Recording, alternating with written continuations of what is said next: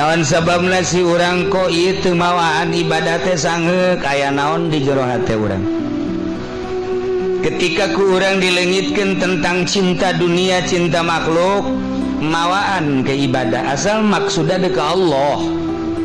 Mawaan hayang sorangan. Ku ari ngageser sorangan, embung ku kumpulan jeung jelema ari lain ngaji mah. Embung babarengan jeung jelema ari lain jalan ka Allah mah. Resep biasa urang mun maca sholawat, resep biasa mun zikir. Salat eta dengan sendirina ko nikmat ngan encan datang ka puncakna lantaran nafsu masih aya keneh. Di dialah urang terus ngopena nafsu, ulah nutur-nutur nafsu.